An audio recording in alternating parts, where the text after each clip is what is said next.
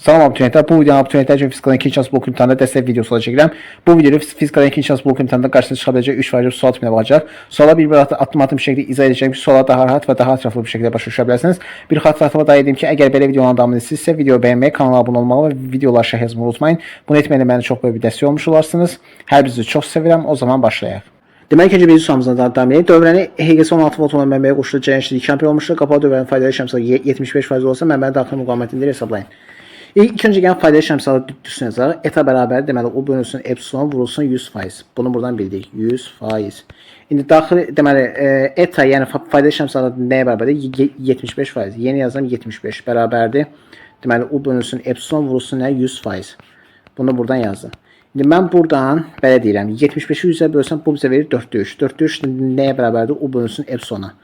İndi epsilon bizə nə qədər verib? 16 volt. Onda 16 volt baxın buradadır. Deməli epsilon bərabərdir 16 volt. Yeni yazımla 16. 16 yuxarıda o. Onu buradan tapsam o bərabər deməli 16 vurulsun 3 bölünsün neçə 4. 16 3'ə vuram 48 4'ə böləm nə qədər eləyər 12. Deməli o nəyə bərabərdir 12.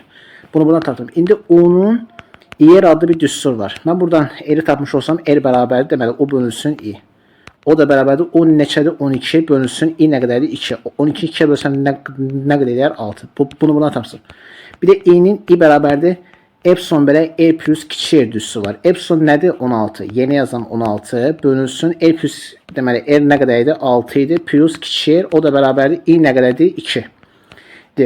16'nı mən neçə bölsəm 2 eləyər? 16 8'ə bölsəm 2 eləyər. Onda 6 plus kiçik r nəyə bərabərdir? 8'ə bərabərdir. 8'ə. Onda buradan r'i tapsam, yəni kiçik r'i tapsam 8 çıxılsın 6 o da bərabərdir neçəyə? 2'ə bərabər olmuş olur. Yəni burada cavabımız olacaq neçə? 2.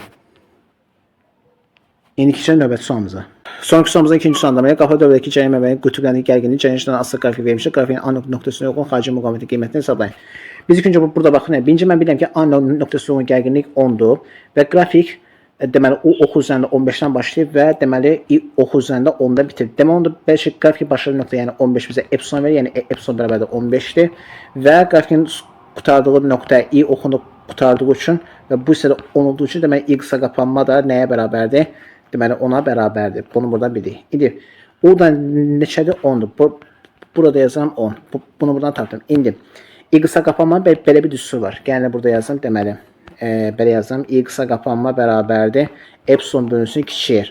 İndi i qısa qapanma 10'dur. Deməli belə yazım. 10 bərabərdir. Epsilon nə qədərdir? 15'dir. Bölünsün kiçik.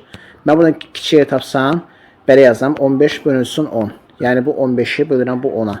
15'i 10'a böləndə bu bizə nəyi verir? 1/5. Bunu buradan tapdım. İndi onun da belə bir düstur var. Deməli o bərabərdir, o bərabərdir. Belə yazam. Epsilon bölünsün, epsilon r bölünsün, r plus kiçik. İndi o nə qədərdir? 10'dur. 10 bərabərdir. Epsilon 15'dir. Vurulsun. Böyük yeri bilməm. Olsa bizdən böyük yeri soruşur. Deməli r plus kiçik r nə qədərdir? 1/5. İndi mən bu 10'u vururam bura. Olur neçə? 10 r plus onu 1/15'ə vursam 15 bərabərdir. Epsilon nə qədərdir? Hə, 15 r. İndi buradan 15'lərdən 10'ya çıxsam bu bizə verir 5'er. 5'er nəyə bərabərdir? 15'ə. Onda mən buradan r'i tapsam r nəyə bərabərdir? 15 bölünsün 5 o da bərabərdir 3. Deməli cavabımız neçə olacaq?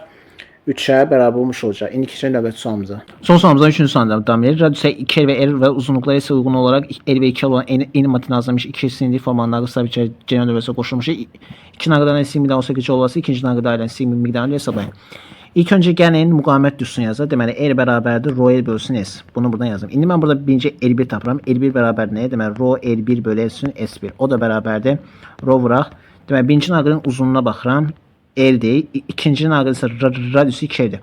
Deməli radius 2 isə bizə bilir ki, burada s bərabərdir pi r kvadratı. Yəni deməli sahə radiusuna kvadrat düz asılı. Yəni qısaca burası 2 isə 2'nin kvadratı 4. Deməli burası olacaq neçə? 4s. Bunu buradan bildik. Bu da r olduğu için burada olur s. Bunu buradan bildik. İndi rho l1 bölsün s1 yəni deməli rho l bölsün neçə? 4s. Belə deyək, yəni rho l bölsün öz düsturuna. İndi buradan tapan r2'ni. Deməli r2 ilə bərabər deməli rho l2 bölünsün neçə? s2. Mən də buradan bilirəm ki r2 nə qədərdir? Baxıram buradan. r2 2'dir. Deməli l1 də r'dir. Onda mən belə yaza bilərəm. Yazan belə. Deməli rho vurulsun deməli 2 r bölünsün s2 nə qədərdir? S-də olduğu kimi qalır. İndi gəlin belə bir şey deyək. Gəlin mən rho l bölünsün s əvəzləməsini 4r ilə gəlin ifadə edeyim. Başa düşürsünüz, yəni bu cür.